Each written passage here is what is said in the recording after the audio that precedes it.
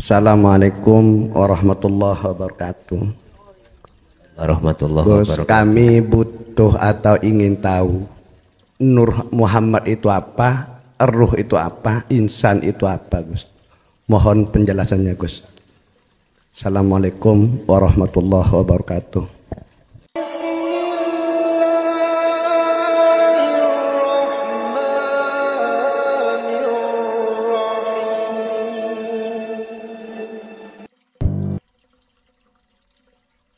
Dahulu mana yang menciptakan yang disebut Allah dengan yang diciptakan yang disebut makhluk? Dahulu mana, Pak? Yang menciptakan. Anak TK ya bisa jawab. Iku syariat nggih ya? Betul.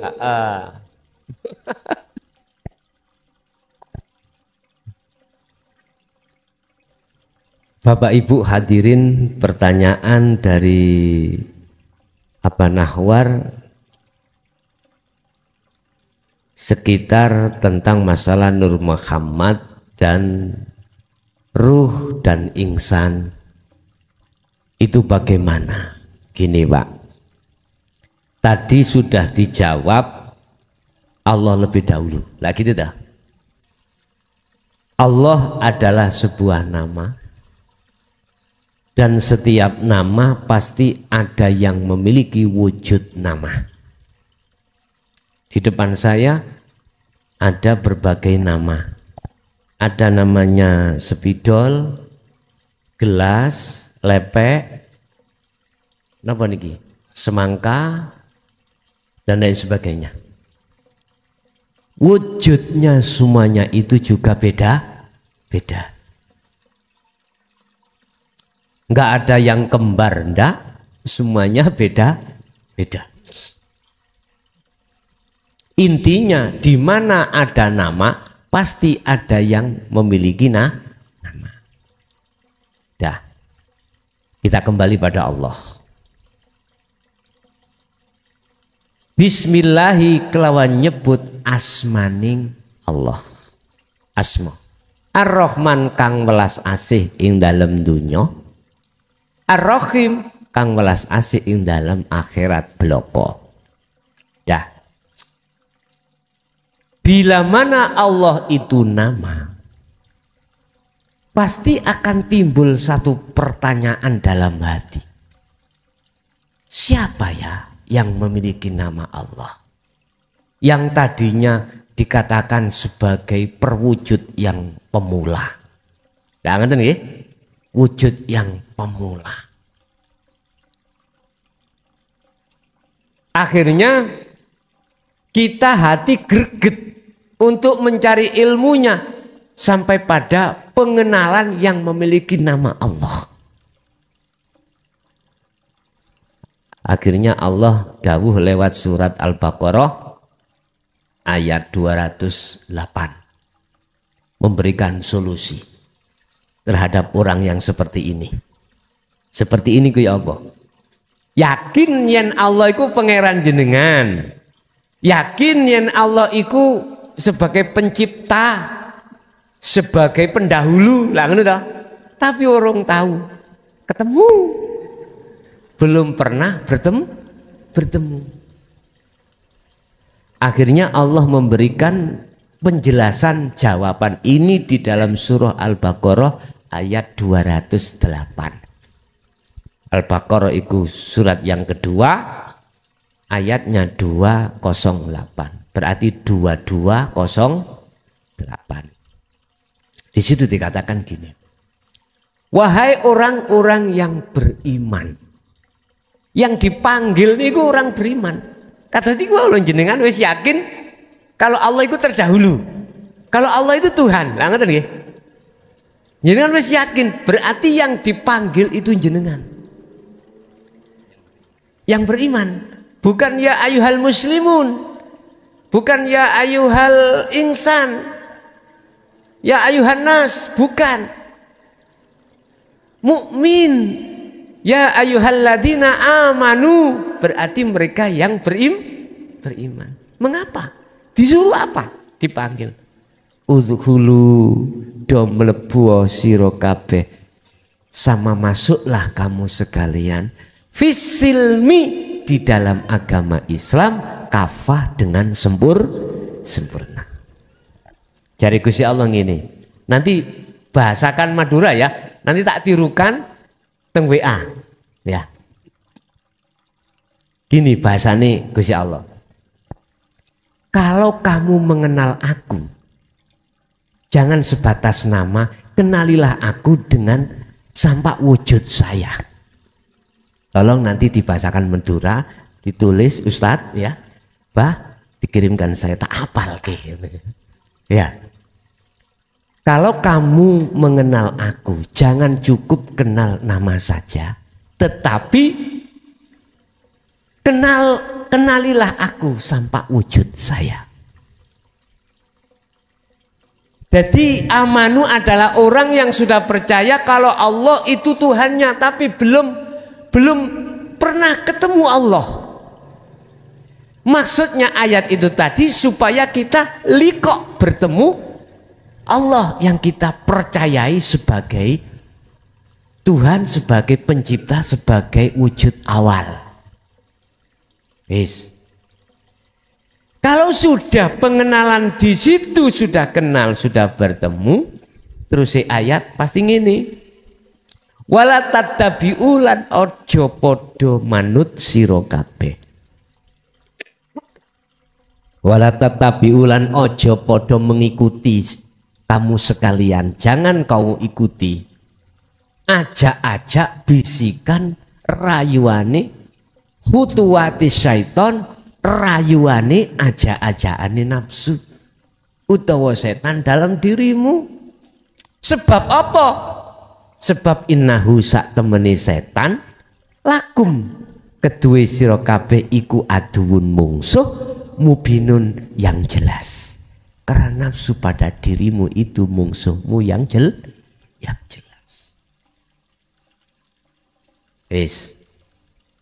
Berarti kalau sudah kenal Allah pasti tahu proses Nur Muhammad roh ingsan. Pun tak tulis ben mesisan. Allah dalam bahasa syariat Tuhan, bahasa hakikat nama. Dimasukkan lagi ke dalam bahasa hakikat, dijawab di dalam surat Al-Insan, dijawab surat, banyak surat yang mengatakan sopo si Allah itu. Ternyata di dalam setiap ayat kalau bicara tentang sopo Allah, siapa Allah, memakai kalimah alladzi. Alladzi itu adalah zat. Bahasa kita hidup. Wong Jawa urip. Madura ohi odi tulisan le odi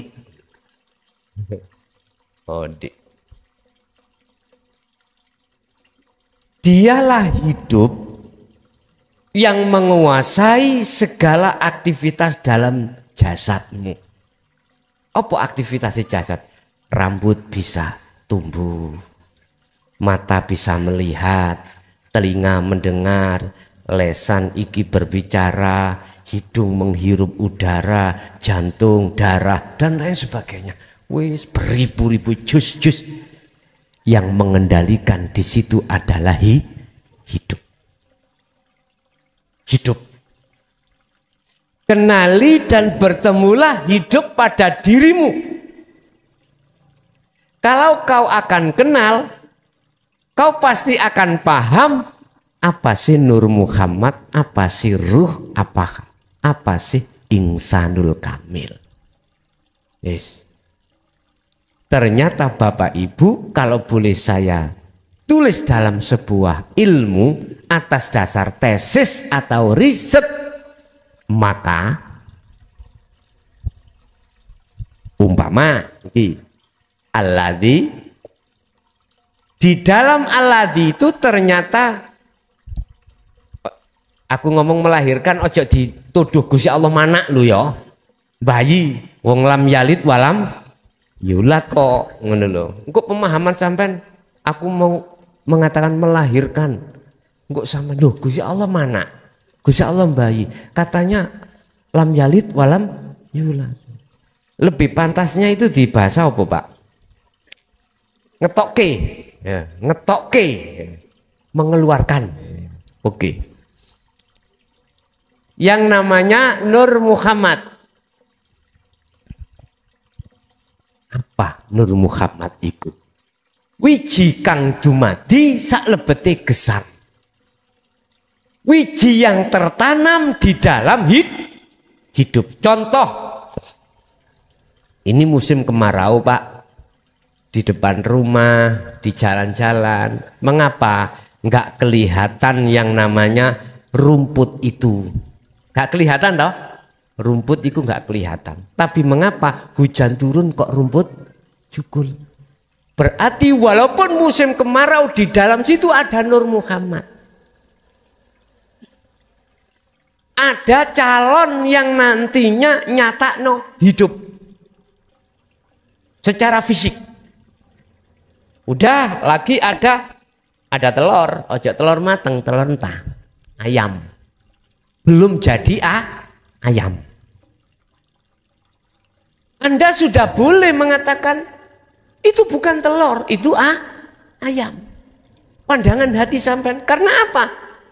Ini nanti di dalam kuningnya ayam, ya kuning ya, itu ada biji las. Kalau bahasa Jawa, kalau bahasa Madura apa? Bibit. Walaupun tidak bisa kelihatan wujud petik, itu ada bibit yang disebut Nur Muhammad. Sehingga mengapa dalam kaidah syariah mengatakan kalau tidak ada Nur Muhammad tidak akan tercipta dunia dan seisinya. Akhirnya tuduhan di dalam syariat Nur Muhammad itu Nabi Muhammad. Lah ngerti enggak? Oke. Itu pandangan syariat, kita tidak boleh menyalahkan. Monggo. Ternyata yang dimaksud Nur Muhammad setiap diri dalam diri panjenengan.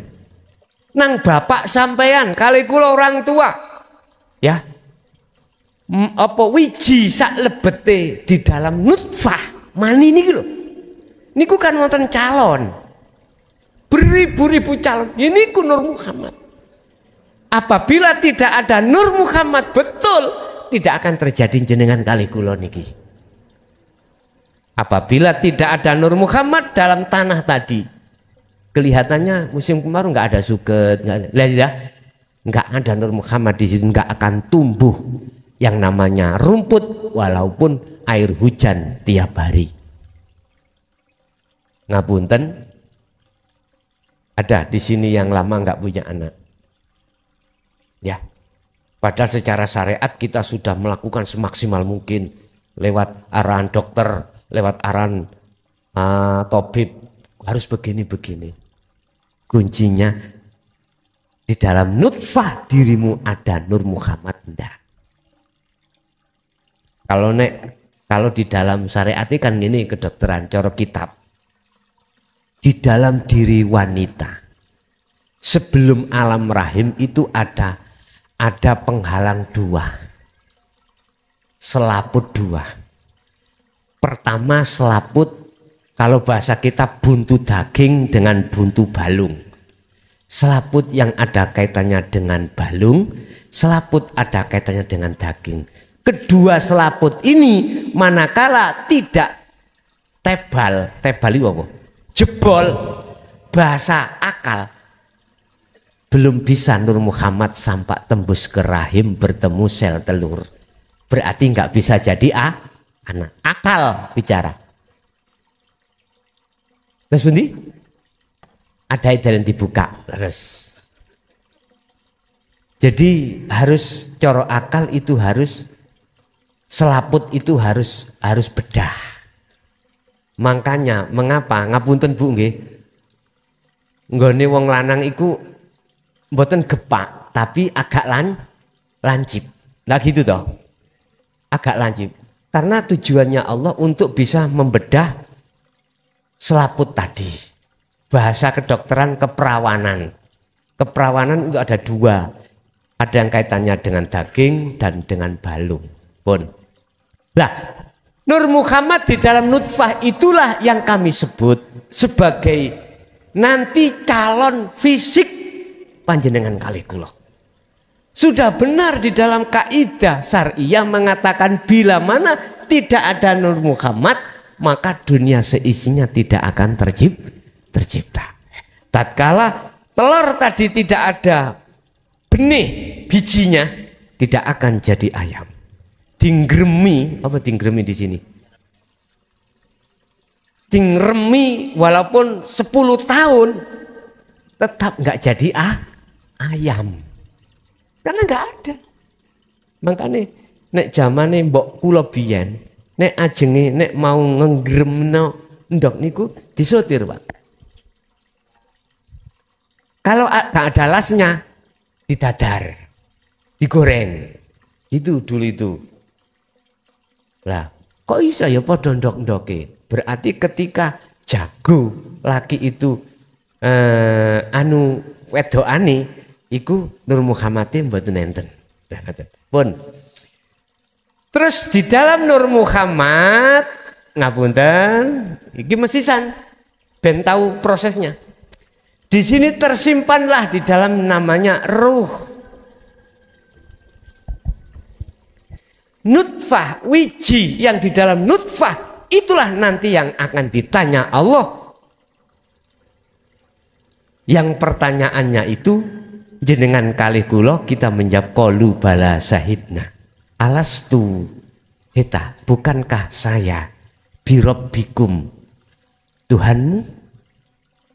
Terus kita menjawab qalu bala syahidna. Qalu podo jawab sapa ruh. Lah niku jamak lho Pak, bukan satu-satu. Semuanya sudah jawab. Jawab, iya. Panjenengan Tuhanku, saya tidak akan menyembah selain daripadamu. Berarti setia terhadap Allah. Oke, proses-proses jasad 40 dino dadi getih wungkul, 40 dino jadi daging, 40 dino akhirnya ada proses di mana bahasa syariat aku meniupkan ruhku. Lah ngaten nggih? Di dalam jasad itu. Ketika jasad itu sudah ditemukan Allah secara syariat dengan ruh, inilah wong Jawa biasanya ngarani tingkepan. Tingkepan itu ketemune jasad dengan roh. Harapannya wong Jawa supaya diberikan anak yang solih ataupun solihah. Makanya diwacana surat Yusuf, diwacana wes macam-macam. Bahasa syariat seperti itu. Ikut tafaul, boleh-boleh saja. Wes. Ngapunten, kalau sudah membentuk dengan jasad, di dalam ruh ini ada jasad atau badan, maka inilah disebut insanul kamil. Insan manusia kamil kang sempurna. Kesempurnaannya dikatakan manusia, mohon maaf, jasad ya ruh. Bahasa syariat dikatakan insanul kamil karena diri manusia itu meliputi 3 hal, jasad, ya, ruh, ono akal, ono nafsu. Wis.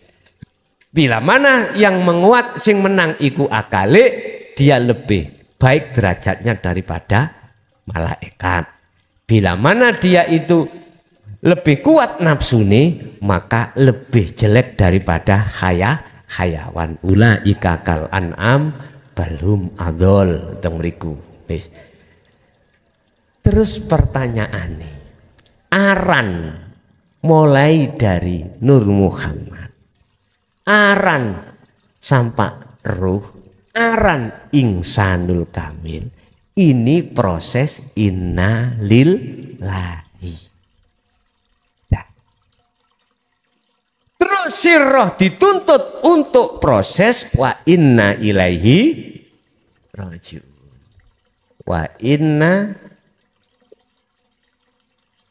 ilaihi rajiun.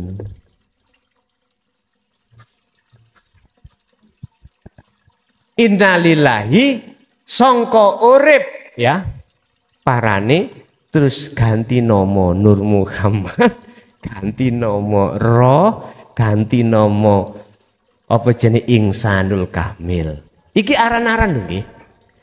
Walaupun iki aran Aladi, aran Allah iku kabeh iku si asma.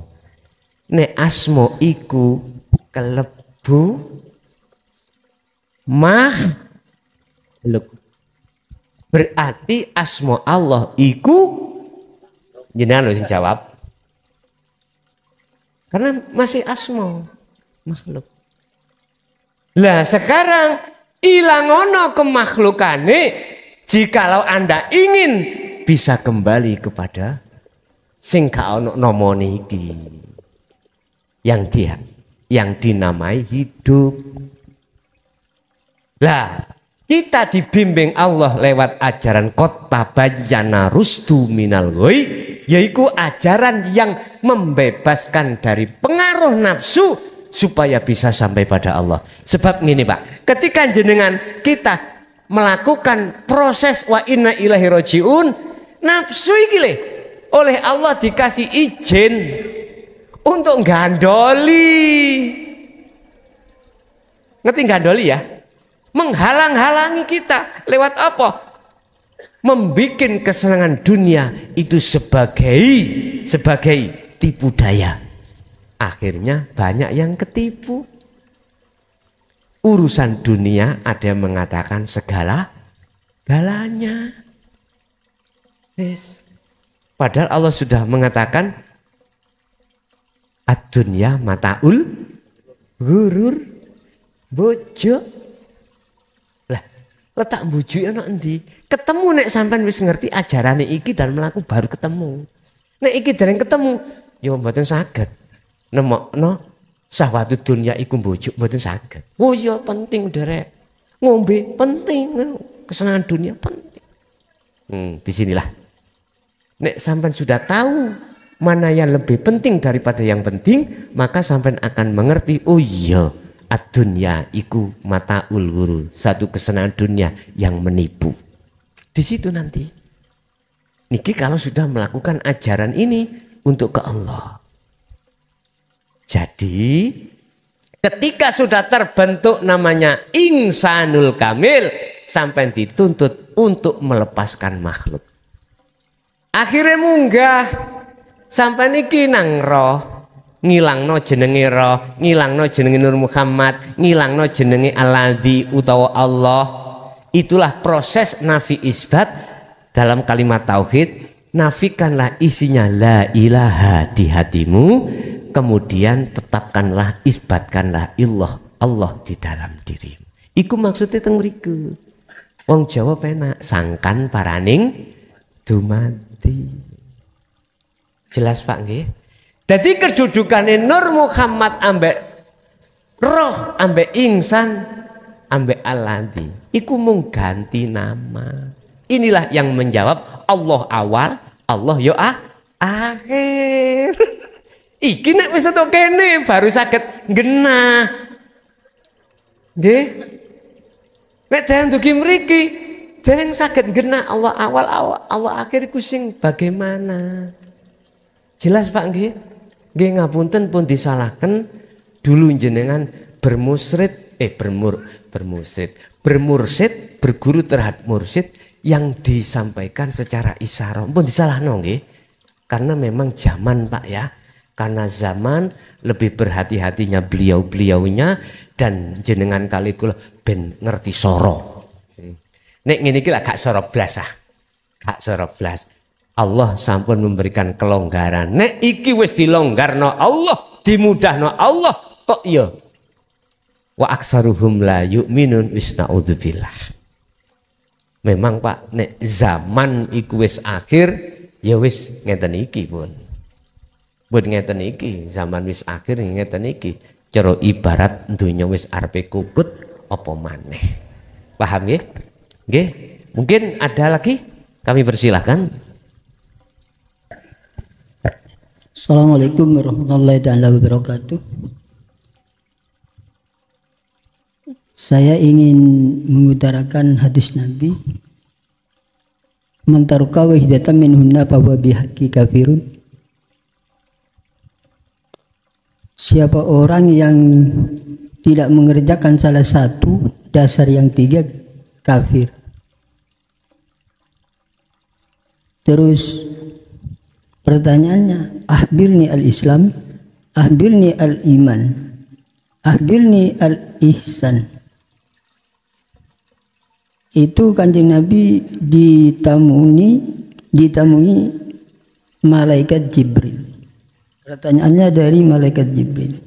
Terus jawabnya, al-Islam antashhadallah. Islam itu harus menyaksikan Allah. Kalau yang al-iman, alam yakni lilladzina amanu an tas'a qulubihim li dzikrillah. Iman itu yang dinamakan iman, orang yang mengenali Allah, yang tahu sama Allah. Terus pertanyaannya, Islam itu umpamanya tidak ketemu sama Allah, apa Islamnya itu Islam indannas atau kafir indallah? Pertanyaannya begitu. Yang satu. Terus Allah berjanji di dalam Al-Quran surat Ankabut ayat 4. Maka yarjuliku Allahi latin wa huwas samiul alim. Allah akan berjanji bertemu, menemui siapa orang yang menghendaki menemui Allah. Allah akan berjanji menemui. Wa huwas samiul alim, yaitu Allah yang Maha mengetahui. Pertanyaan kedua, tadi Bapak Yai bilang innalillahi rojiun. Mungkin kembali ke Allah. Umpamanya orang yang enggak tahu sama Allah, apa itu bisa kembali kepada Allah? Diakhiri, wassalamualaikum warahmatullahi taala wabarakatuh. Waalaikumsalam warahmatullahi wabarakatuh. Pertama, terkait dasar dalam satu agama, manakala tidak mengikuti rukun dasar agama maka tidak sah. Pertama Islam, iman dan ihsan. Dengan berbagai kesimpulan masing-masing, tarkib definisi masing-masing apa mahuwa al-islamu, al-mu'minu, al-ihsanu. Pertanyaannya, orang Islam yang tidak tahu apakah itu Islamnya hanya indanas. Ini pertanyaannya yang pertama. Bapak Ibu, sebelum kita membahas terkait iman dan ihsan, memang kita harus mengupas dulu Islam itu bagaimana. Sebelum kita membahas hakikat makrifat, kita terlebih dulu membahas masalah syariat. Sebelum kita membahas isi, berarti kita membahas kulitnya terlebih dahulu. Oke. Dari sebuah pertanyaan, apakah keislamannya dia itu hanya indanas, padahal al-Islam itu harus menyaksikan Allah, bersaksi bahwasanya Allah itu adalah Tuhannya. Kita bicara tentang masalah saksi, Pak. Saksi niku ono sing palsu, saksi iku ono sing asli. Saksi sing palsu adalah saksi yang tidak tahu atas kejadian. Dikongkon dadi saksi seakan-akan saksi asli. ada saksi itu melihat kejadian aslinya. Mohon maaf, pasti berbeda ketika si saksi bersaksi yang katanya dan yang sudah menyaksikan itu ketika bersaksi jelas beda, Pak. Yang sudah tahu betul-betul kejadiannya ketika mengungkap kesaksian di TPK, pasti hatinya itu bisa balik mudun atas kejadian itu.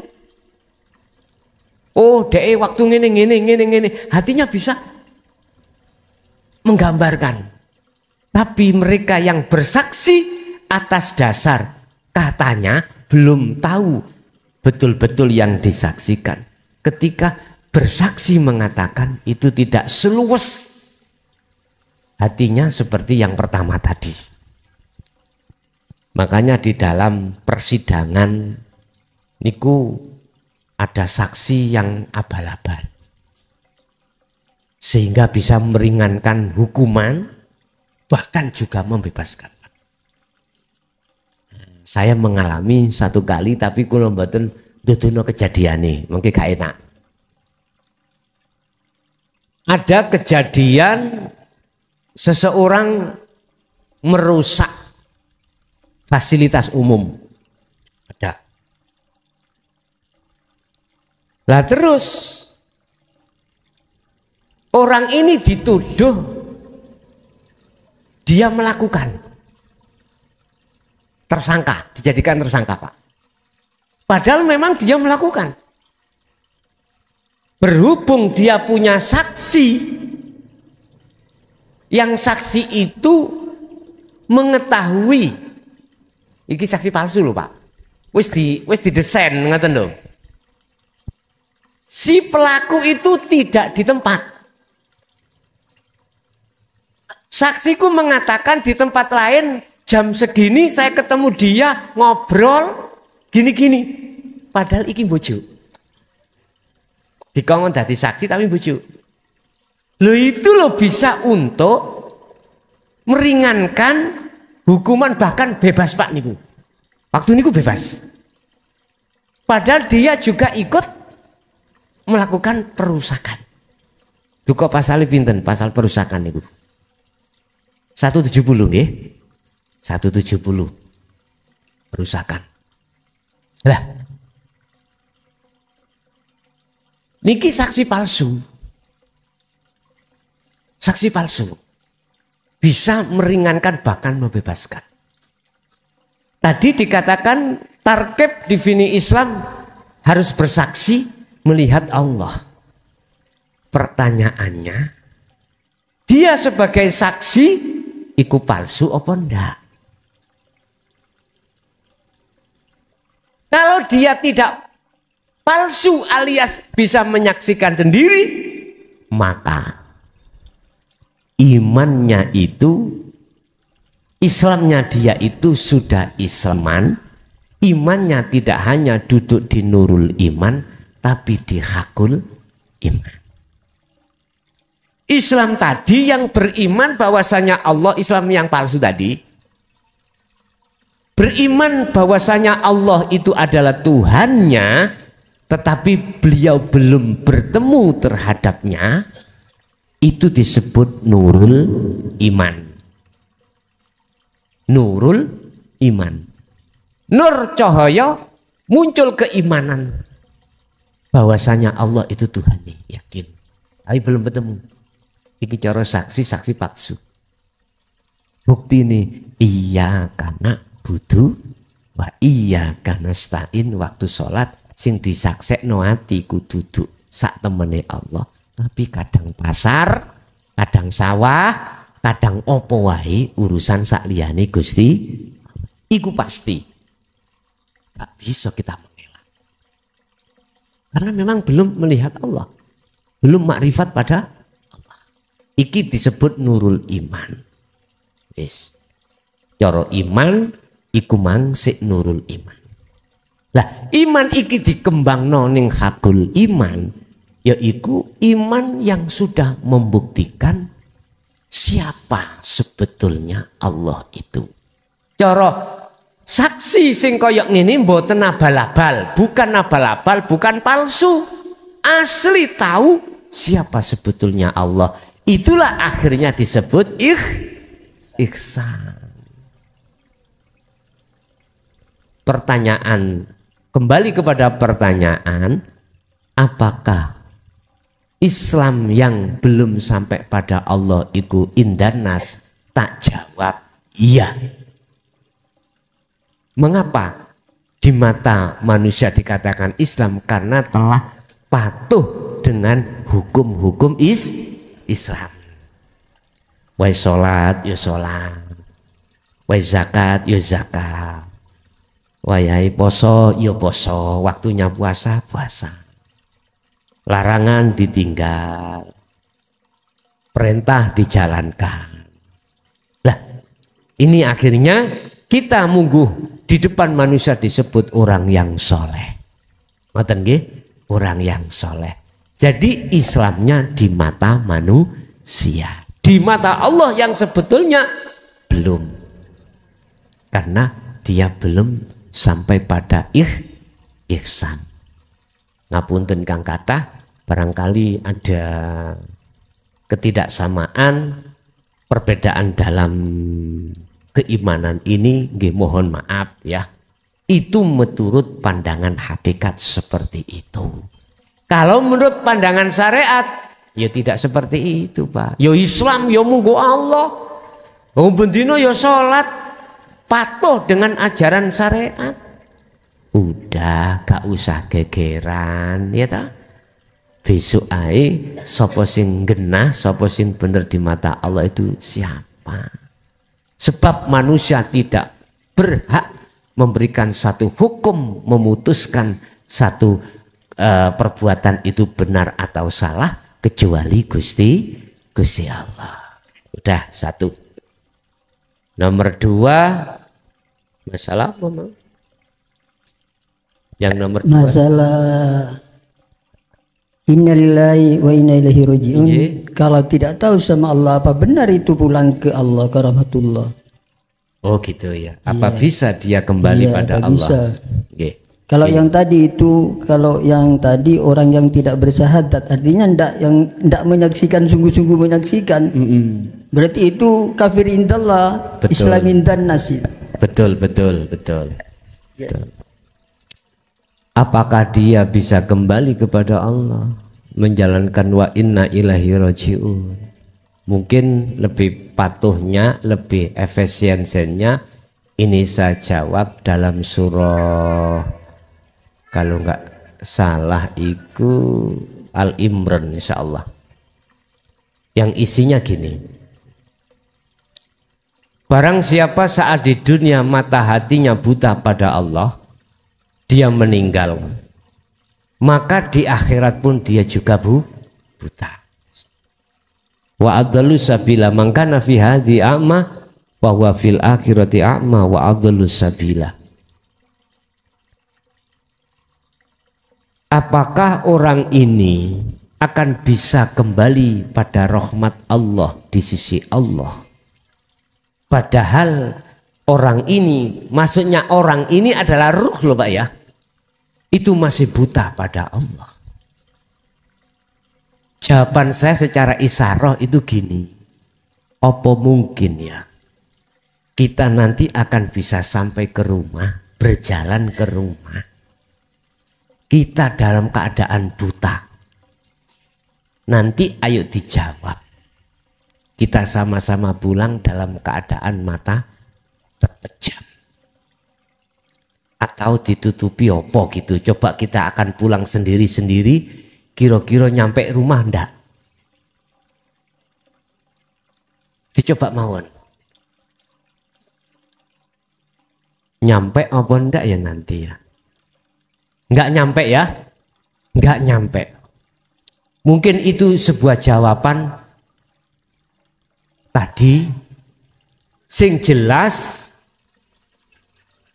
kita berdasarkan teori ya, berdasarkan hukum dari sisi hakikat seperti itu. Tapi kalau kita berbicara dari sifat jaiznya Allah, perkara yang nggak mungkin terjadi, apa bisa mungkin terjadi? Bisa jadi. Walaupun kita itu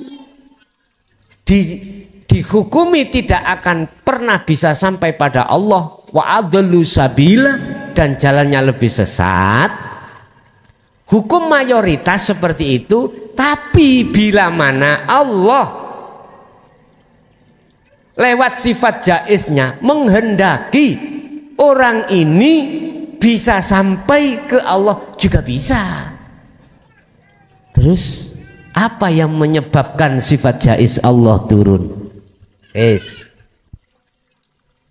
Inilah jawaban dari sebuah hadis Rasulullah, idza mata bnu adama ingqata'a ila akhiril hadis. Telung perkara sing ora iso putus nalikane ketika saat si anak Adam iki mang meninggal dunia. 3 perkara itu yang diletakkan yang di paling akhir adalah awaladin solihin yada'ulah, anak soleh yang selalu mendoakan. Lah, anak soleh yang di sini maksudnya anak yang sudah hatinya makrifat pada Allah. Wis. Nggih niki yang akan bisa menolong, tapi bukan semata-mata anak si makhluk iku, makhluk wujud makhluk itu yang bisa menolong, tapi Allah itu sendiri. Paham nggih maksud kula? Ya niki anak sing soleh. Makanya tolong jenengane ajengi zuhud khusus luwe dengan bahasa tafaul di syariat. Sampai sentil anak putu sampean, keturunan sampean. Sampai sentil, sampean baca Fatihah kanthi tajalli. Dengan harapan keturunan sampean iki bisa meneruskan perjuangan hati sampean ke Allah. Menuju ke Allah. Iki bahasa syariat lho Pak ya. Bahasa syariat tapi sampean tajalekno. Sakmene kae wong niku kula kinten sedaya gak kepingin dadi anak sing ndugal-ndugal, mboten kepingin. Yang jelas walaupun kita sebagai perampok, kita sebagai pencuri, nggak mungkin pengen duwe anak nerusno dadi pencuri ini, mboten mungkin. Ngoten nggih, kepingin duwe anak sing soleh dan salehah pasti. Nah di situ Pak. Jadi secara hukum saya mengatakan orang ini tidak akan bisa sampai pada Allah dengan contoh, dengan paribasan, apa bisa orang buta sampai pada tujuannya? Tidak bisa. Ini kan belum, cara fisik kan belum kita lakukan. Lah ngoten nggih? Cara roh bukti akhir kan belum. Lah ngono ah. Bahasa syariat, tapi bahasa hakikat sudah. Kita sudah ngalami Pak, sudah melewati hal ini. Sudah. Dulu ketika hati jenengan belum beramal soleh dari sisi hukum hakikat, bagaimana ketika saat menghadapi kondisi dohiriyah, kondisi dunia itu bagaimana? Lawan kata daripada la khaufun, isine mek wedi, khawatir, sumpek dan lain sebagainya. Wis pasti niku. Coba setelah panjenengan iki menerima dan mengamalkan amalan solehkah pandangan hakikat ketika menghadapi kondisi dunia? Beda lagi. Dulu buta mata hati, sekarang walaupun tidak buta, walaupun gak terang tapi jelas, walaupun gak 100%, 80%, kita jalan tidak akan tersesat. Karena sudah tahu dari sisi ilmu, sudah dipraktekkan laku, akhirnya mana sih yang tidak boleh, mana sih yang boleh, mungguh Allah akan tahu dan jenengan akan berlaku sesuai dengan apa yang disebut Allah hada siratum mustaqim ini. Di sini, Pak. Jadi kesimpulannya bagaimanapun juga secara hukum tidak bisa sampai bertemu di rahmatnya Allah kecuali atas dasar sifat jaiznya Allah. Nah, sifat jaiznya Allah keluar bisa jadi lewat anak soleh yang memintakan pengampunan terhadap Allah dan lain sebagainya dalam keadaan anak yang soleh monggo Allah, yaitu anak yang selalu hatinya bersuhud pada Allah. Mungkin ada lagi, monggo. Assalamualaikum warahmatullahi wabarakatuh. Waalaikumsalam warahmatullahi wabarakatuh.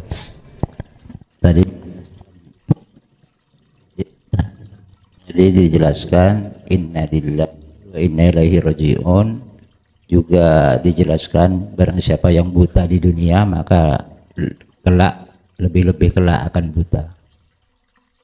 Pertanyaannya,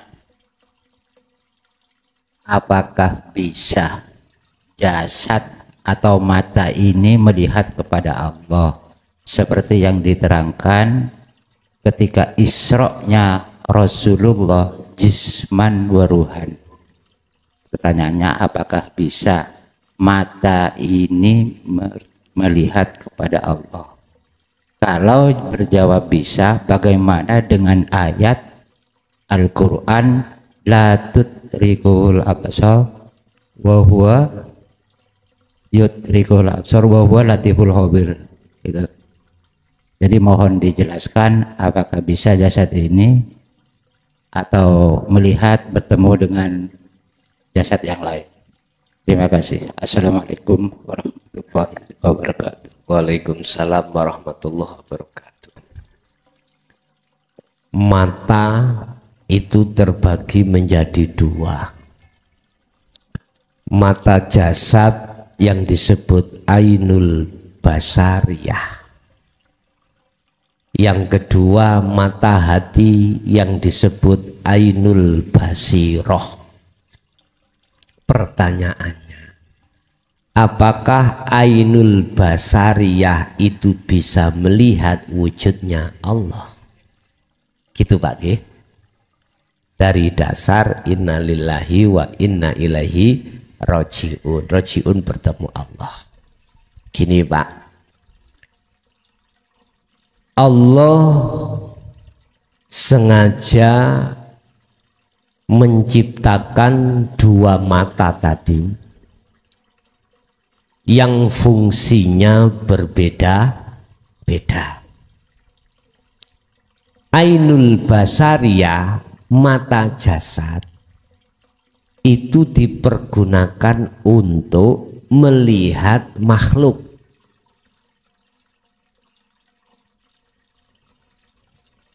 Tafakkaru fi khalqillah, tapi wala tafakkaru fi dzatihi au fi dzatillah.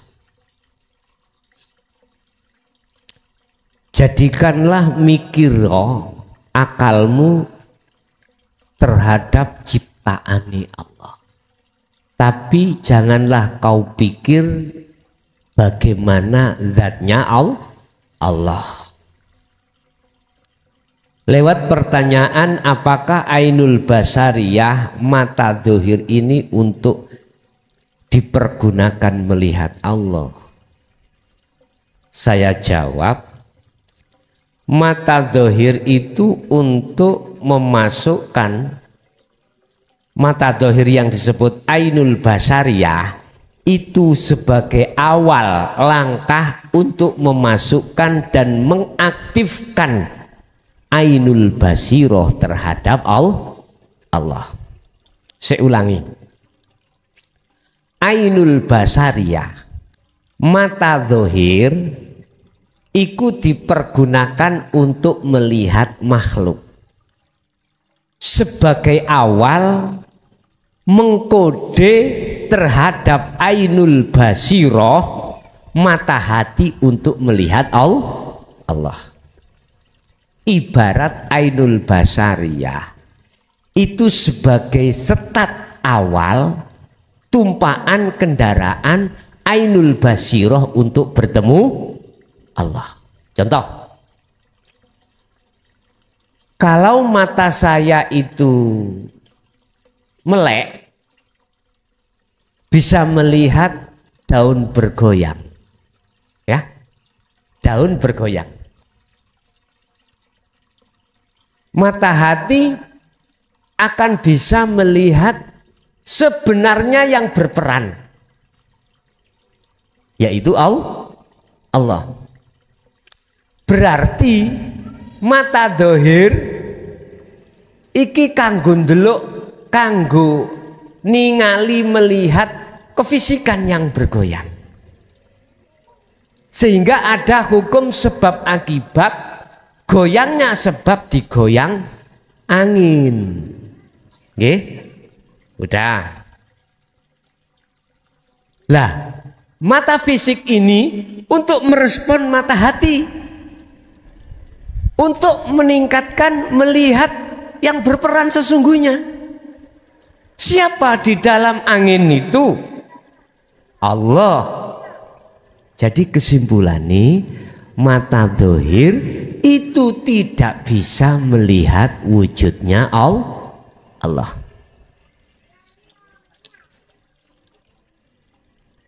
Masalah Isra Mi'raj Rasulullah itu khilaf ada dua. Ada yang mengatakan biruhin fakot, ada yang mengatakan ma'al jasad. Ya.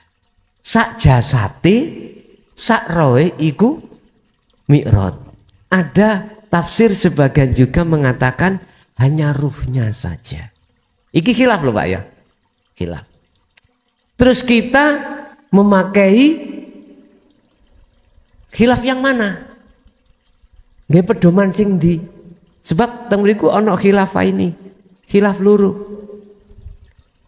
Lah, adanya khilaf itu sebetulnya tidak boleh dijadikan sebagai permungsuhan beda pendapat iku. Dadekno rahmat iku piye? Jawabane ngene. Iman jawab pertama berarti nggak bisa, ya. Jawaban kedua, khilaf yang kedua ma'al jasadi, jari sopo gak iso. Dasarnya innallaha ala kulli syai'in qadir. Lah ono kule niki lho nggarakno. Kul segala-galanya Allah kuasa. Nek Allah menghendaki ainul basariyah melihat, siapa yang bisa menghalang-halangi? Ayo. Nggak ada tak? Jangankan kita sebagai makhluk manusia bisa menghadang kehendak Allah. Buyute malaikat, penasehate malaikat yang disebut Banul Jan, akhirnya disebut iblis. Iku kan malaikat satu-satunya yang menghalangi Allah ketika Allah mau menciptakan makhluk yang disebut manusia itu Adam toh. Ngene dakwahe Banul Jan. Heta Gusti, apa tak kita sebagai malaikat beribu perjutaan kurang tah bertasbih memuji terhadap jenengan? Lah ngaten nggih. Apakah itu nanti tidak menjadikan pertumpahan darah di dunia? Berarti malaikat itu kan pernah bantah. Dijawab Allah, ini a'lamu mala ta'lamu. Ya niki Gusti Allah mesuh iki yang ngene. Duraka. Kat luweh ngalim ndi, luweh ngerti ndi aku ambek awakmu. Dilokno ngono. Karena apa? Aba wastakbar wa kana minal kafirin. Di dalam si Banul Jan itu ada takabur. Akhirnya diuji sampai Adam. Allah menguji ngetes sampai Adam. Allah wa'allama Adamal asma, gitu.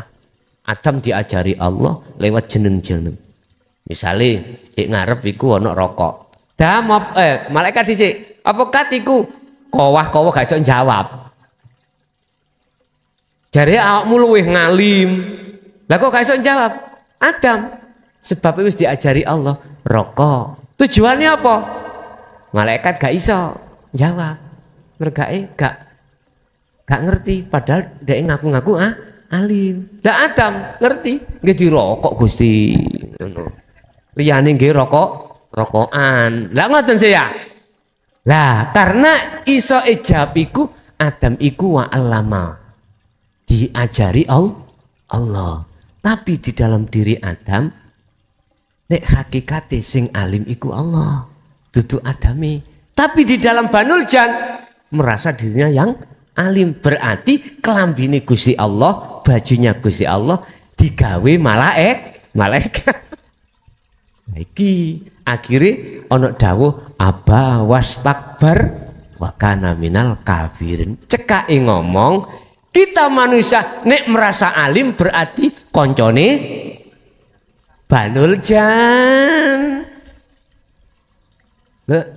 Endingnya kan di situ, Pak. Iya. Lah gitu ya. Tampilnya koyok. Oh, wis. Di dalam hati kita akan muncul seperti itu. Berarti iki ya setengah bolone, Wan. Loh, disitulah, Pak. Jadi kembali kepada satu pertanyaan, tidak bisa karena dasar khilafah ini mengatakan satu, ainul basariyah Allah menciptakan kanggo ndelok wujude makhluk, nek ainul basirah kanggo ndelok wujudnya Allah. Terus khilaf yang nomor 2, ma'al jasadi oleh Isra Mi'ratiku sak jasate. Lah ngono ta? Lah ngono iku Gusti Allah kuwasa apa ora? Ya kuwasa. Nggih ta? Ya kuwasa, berarti bisa enggak ainul basyariyah untuk melihat apa namanya wujudnya Allah? Bisa. Prosesnya gimana? Yes.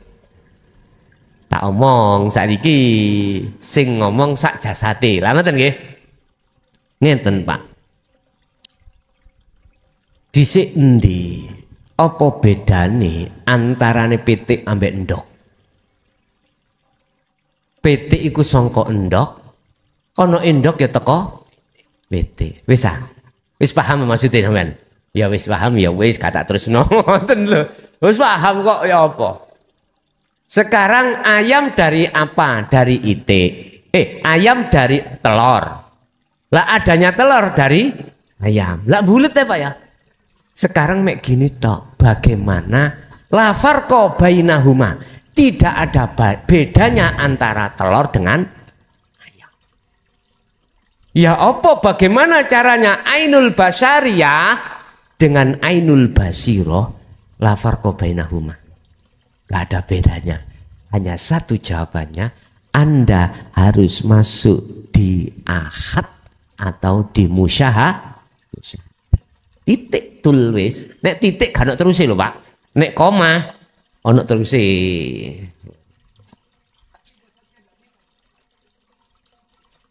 Apa? Nggih. Saiki pertanyaane malah ngembang. Ya.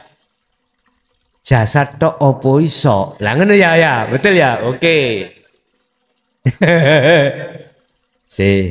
Tak jawab engko sing dadekno ati sampean paham.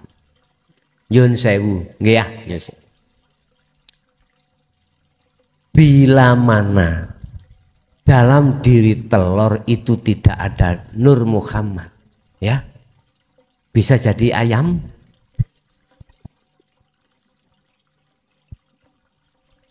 Sampean punya kacang ya, kulitnya tanam 1 hektar, kulitnya bisa tumbuh. Kalau biji 1 saja kau tanam, tumbuh. Itu jawabannya. Ya, ada lagi, monggo. Bismillahirrahmanirrahim. Assalamualaikum warahmatullahi wabarakatuh. Waalaikumsalam warahmatullahi wabarakatuh. Nama saya Slamet Rebin dari Tangkis Wonosorejo. Mungkin saya di sini pendatang baru atau pemula yang Gitu. Asli ya, Pakis. Tangkis Oh, asli Wonosorejo. Wonosorejo. Nggih. Seperti yang telah dibeberkan tadi penjelasan-penjelasan, namun di sini saya mau bertanya bagaimana caranya kita sholat untuk menghadirkan Allah, untuk supaya tidak menghadirkan yang lain-lain. Seperti apa yang harus dilakukan? Terima kasih. Assalamualaikum warahmatullahi wabarakatuh. Waalaikumsalam warahmatullahi wabarakatuh. Bagaimana kita sholat sesuai dengan apa yang tertera di dalam Al-Quran, ya, yang intinya bisa khusyuk, menghadirkan Allah, bukan lainnya, dalam kurung khusyuk. Waqumu lillahi qanitin ay khashiin. Jagalah sholat itu dengan kekhusyukan hati pada Allah. Bagaimana caranya? Sebab kita mulai kecil sampai besar, sampai jenggotnya putih, rambutnya putih, sik hadir perkara selain Allah. Kalau saya jawab dengan ringkes, hati Anda harus makrifat dulu pada Allah. Yes, itu jawaban yang cetak. Nek gak makrifat gak bisa. Walaupun kita menjadi dikatakan di tengah masyarakat sebagai mbae yai. Mbae yai, mboten yai tok, mbae yai. Manakala kita belum makrifat, tidak akan pernah bisa. Artinya selain Allah pasti selalu hadir. Ingat ketika saat kisah Rasulullah mempunyai serban hijau, yang serban itu mempunyai nilai historis yang sangat tinggi. Wis anggapan hijau. Oh, hijau iki wis hijau. Sahabat, sapa sing isok salat khusyuk tak wenehi serban hijau. Nek aku tak wenehi lemper hijau.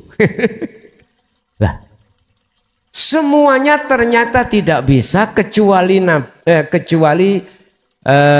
Khalifah Sayyidina Ali.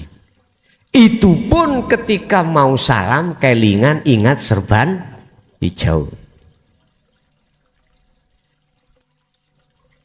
Ringkesnya semua sahabat tidak bisa. Dan hadis ini jangan dijadikan satu kesimpulan yang mengatakan bahwasanya wong sahabatnya nggak iso, apalagi kita keturunan yang jangan mendangkalkan satu hadis dalam penafsiran yang keliru. Kalau boleh saya katakan, itu sebuah percontohan. Siapapun dan apapun status kita, siapapun kita dan apapun status kita, apatah status kita disebut sebagai bayai, sebagai masayah, penasehat, sebagai tukang taskheh dalam segala hukum, apapun status, manakala hati belum makrifat Allah, no alias zong, disuruh untuk tidak menghadirkan selain Allah. Nggak bisa. Wis. Hadis lain mengatakan Sayyidina Ali ketika beliau sepulang dari perang, beliau kan kena panah, tembus tapi mboten lepas. Tapi mboten lepas, dan berpesan pada sahabat lain, tolong jabut ikutlah nanti ketika saya sholat. Setelah sholat beliau tanya, sudah dijabut apa belum? Kalimat itu penuh arti. Berarti ketika hati hadir syuhud di mata Allah, maka beliau baik jasad maupun ruh diletakkan di khos, akhirnya nggak terasa apapun. Artinya jenengan nek di telekos tidak hanya hati yang lupa perkara selain Allah, akal pun juga begitu. Alias wong majet duk, wong edan, wong bodoh.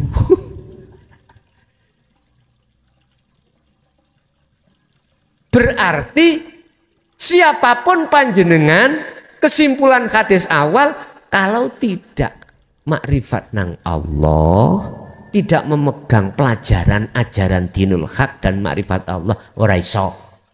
Tapi kalau siapapun panjenengan, kalau sudah megang ajaran ini dan menjadi kekasih Allah, maka baru bisa.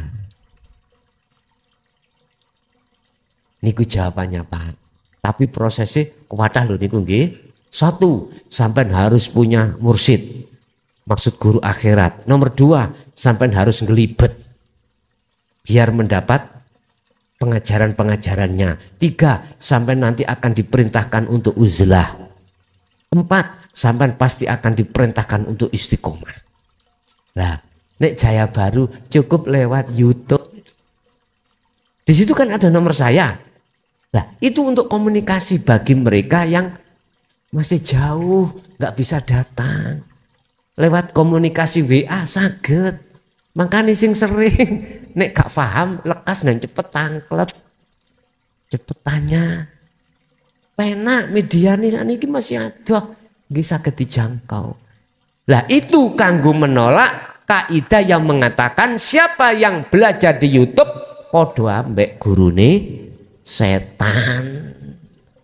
Sebab gak ono media sing kanggo memutasilkan ya panjenengan kalih sing bertanggung jawab di situ. Lah lewat nomor itulah akhirnya dibuat untuk memutasilkan antara guru dengan murid, walaupun jauh di mata tapi dekat di hati, rapopo. Jadi kesimpulannya Pak, jenengan kali kula akan tidak hadir yang namanya selain Allah. Sebab selain Allah hadir, itu nafsu Pak yang memasukkan. Lah nafsu itu selalu mengejar-ngejar manakala kita di luar makom musyahadah. Maka harga mati jenengan harus masuk di makom musyahadah. Caranya masuk di musyahadah, ilmu, amal, istiqomah. Itulah yang disebut takwa. Makanya ini masjid-masjid kan ono dawuh wasiat ittaqullaha haqqa tuqatih. Lah ngoten nggih. Dadi ittaqullah tok ndak. Di belakang ada terusé haqqa tuqatih. Nek takwa ojo dohir tok. Takwa ya sak jerone, sak temen-temene takwa. Artinya ojo jasate tok taat nang Allah dengan bentuk menjalankan hukum syariat. Ati roh ya kudu takwa dengan bentuk menjalankan hukum hakikat. Gini ki sing kula maksud berakhlak ilahiyah. Gini ki sing dimaksud Rasulullah, innama bu'itsu li utammima makarimal akhlak. Aku gak bakal diutus Allah ke bumi ini kecuali untuk menyempurnakan akhlak. Akhlak istimaiyah siji yaiku hubungan mek hukum syariat. Akhlak ilahiyah loro iku berhubungan dengan hukum hakikiyah yang mendidik roh. Jasad dididik syariat thariqah, roh dididik hakikat nuju makrifat. Lah inilah nanti ada keseimbangan antara hukum syariat dengan hukum hakikat. Gini ku sing dimaksud Rasulullah, sallu kama raaitumuni usolli. Kita nggak bisa melakukan iku nek akhlak ilahiyah boten jalan. Duweni akhlak istimaiyah syariat tok, roh boten yuk mohal. Makanya Allah ngetokno ajaran iki supaya hati kita berakhlak ilahiyah kepada Allah. Jadi Allah iku ya gak paten masih gak disembah. Nggih, mboten kepaten. Nggih mboten kekurangan sifat kepengeranane Allah mboten. Harapmu iku asine manfaati kembali pada kita sendiri. Nggih. Ada tambahan?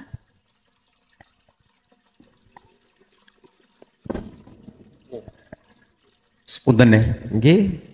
Assalamualaikum warahmatullahi wabarakatuh. Waalaikumsalam warahmatullahi wabarakatuh. Kula disukani nami kali ibu kali bapak Bu Rahman. Bapak Bu Rahman. Bu Rahman. Nggih. Dalem Bu Rahman. Nami kula Bu Rahman. Bu Rahman. Nggih. Asline Madura saking belajar Jawi. Oh ngaten. Wonten sing kula tangletaken teng jenengan, masalahe kula sering ningali YouTube. Iya. Sing ditingali kula niki dereng pernah ningali antarane urip kalih rasa. Terus niku wau wonten sing kudu ditingali. Lah sedangkan niku sing mboten ditingali Gus, mung kula dikengken ngrumangsani. Maksudnya ngrumangsani kula dikengken napa Gus? Kula. Lah niku. Lah terus sing ajeng dipeta wangsul mriku sing budi, sedangkan kula niki niku wau saged ngeten saged obah setelah kula dipundhut jasad niki wonten sing ilang niku kan ditulung dijelasaken. Kersane mboten keblinger kanca-kancane. Nek urusan jasad niku wau sedanten napa terose sing kuwasa. Nek temriku nabdine Amsal insyaallah mboten kira kesiksa. Pasti wangsul teng asale. Terus yang Jawi. Kula nek ditulung sama jelasaken kula sepunten dan jenengan. Niki cara anu mboten buka teng Al-Qur'an hadis dadi kula niki Jawa, ajar Jawa. Nggih. Matur nuwun. Assalamualaikum warahmatullahi wabarakatuh. Warahmatullahi wabarakatuh. Saiki ngomong Jawa. Berangkat ndugi sangkan paraning dumadi. Jasad asal lemah balik dadi lemah. Nyawa. Nah iki gak ngomong ruh kula, nyawa.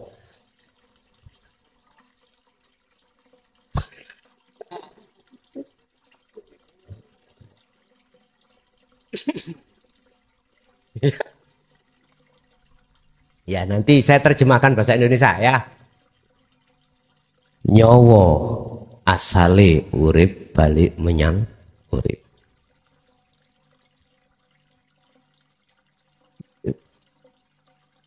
Badan rogo jasad asalnya dari tanah kembali ke tanah.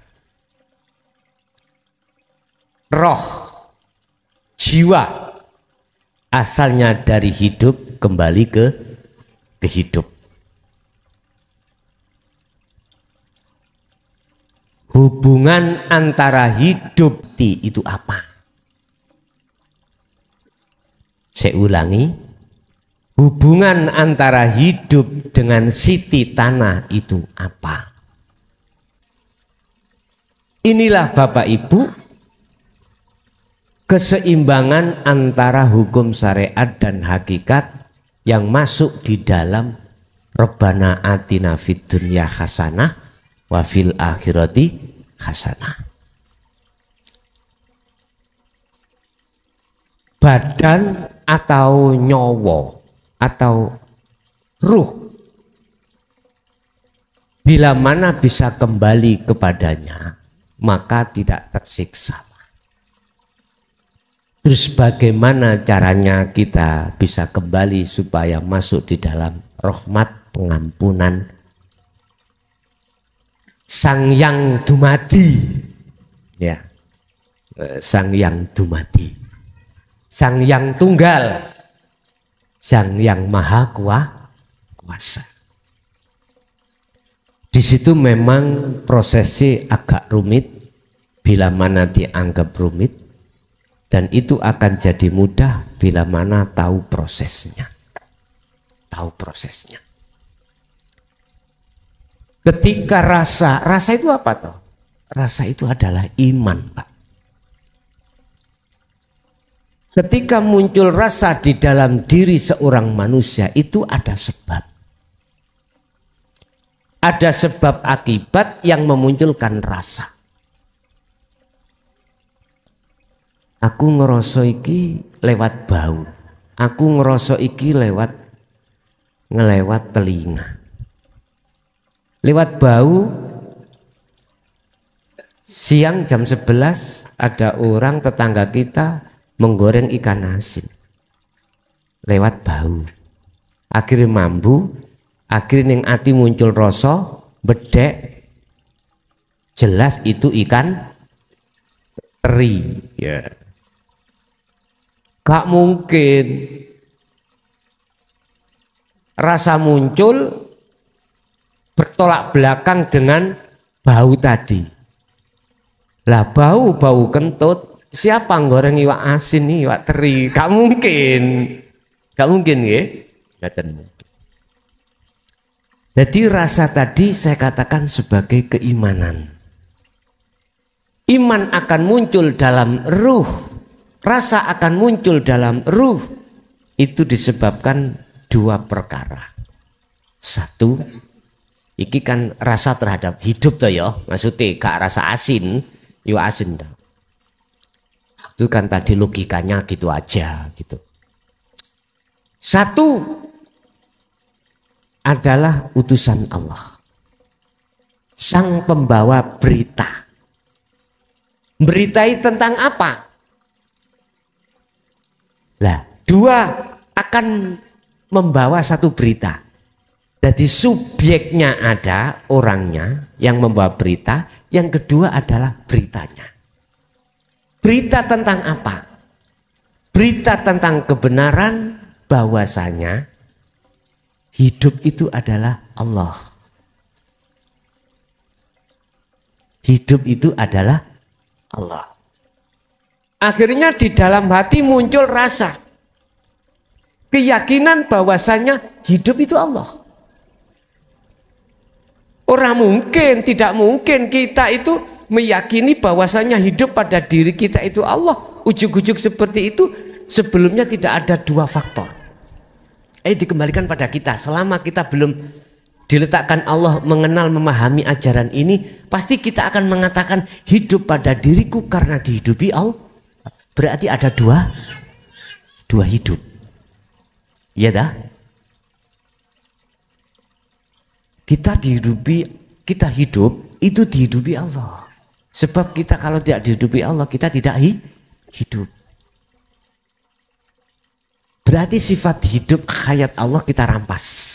Kita tidak terasa. Yukhati'unallaha walladzina amanu wa ma yakhda'una illa anfusahum wa ma yash'urun. Gak terasa. Gak terasa kita. Merampas haknya Allah. Udah. Lah, bagaimana kita bimbing sekiranya hidup yang kita merasa kita hidup dihidupi Allah, dipernahkan atau dijejerkan, dibimbing, diluruskan menjadi hidupnya Allah. Akhirnya ada Rasul dan kabar yang dibawa bil huda wa dinil haq. Akhirnya muncul. Terus kita bawa kemana rasa itu? Allah memberikan rasa keimanan pada diri seseorang lewat jalur Rasul dan membawa huda, hidayah tadi. Tidak semua orang mau menerima. Udah, kita tidak membahas orang yang tidak menerima. Kita membahas orang yang hatinya telah menerima. Dengan pertanyaan kita bawa kemana arahnya rasa ini. Allah memberikan satu fasilitas. Hanya satu, ilalia budun. Jenengan tak titipi mobil, tolong ojo dikai gendaan, gawean ngaji ae.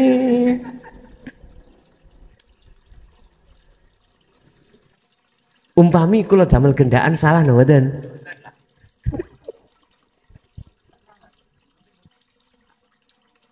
Ya. Kula paham maksudnya. Nggih. Iku cerdas iku. Pun. Oke. Ilmu akan manfaat apabila ilmu itu dijalankan. Kendaraan ini akan manfaat apabila kendaraan ini dijalankan. Walaupun kendaraan itu bagus, diletakkan rumah saja, dilihat-lihat, nggak dimanfaat, tidak manfaat. Tuas kita tiap tahun bayar pajak, gitu toh. Tapi nggak dipakai-pakai, buat hiasan, nggak manfaat. Nah, rasa kalau tidak kita jadikan sebagai fasilitas atau media untuk ke Allah, rasa itu, iman itu tidak akan menjadi ihsan. Paham gak? Tidak akan menjadi ihsan. Maka ini nanti, mohon maaf, itu yang diisyarahna Rasulullah, al ilmu bila amalin kasajarin bila tamarin. Kaya wit gak ono wae. Gak nguwah opone sing kok arep-arep.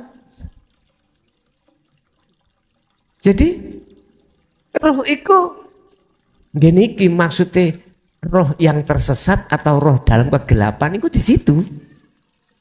Karena tidak bisa menjadikan rasa untuk bisa sampai pada Allah.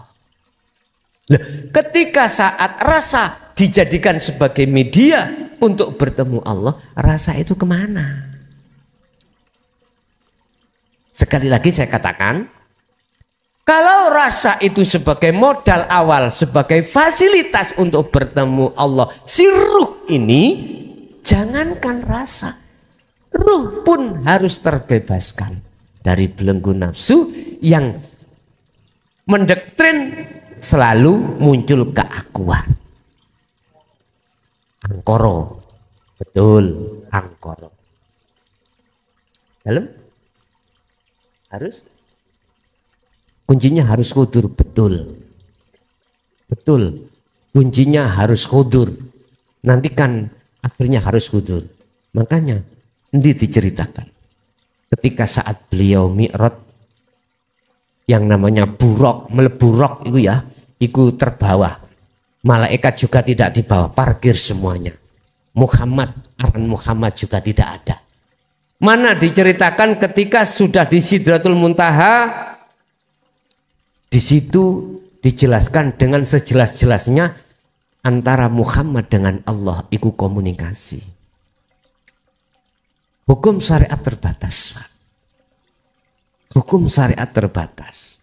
Cuman di situ diringkas bahwasanya Rasulullah Muhammad bin Abdullah, ya, itu mendapatkan wahyu berupa sholat 5 waktu yang asalnya 50 waktu. Ceritanya namun gitu. Cuman proses waktu dialog wong loro ketemu iki ora diceritake. Memang ada batas, Pak, ya. Antara hukum syariat dengan hakikat itu ada. Cara air ngono, ada air asin dengan air tawar. Ada batas di situ. Jadi kalau tanya tentang rasa, maka rasa itu harus parkir. Aran roh juga parkir. Jangankan aran insan, aran roh yang tergabung dalam makhluk, itu semuanya parkir. Pertanyaan yang terakhir, aran nopo?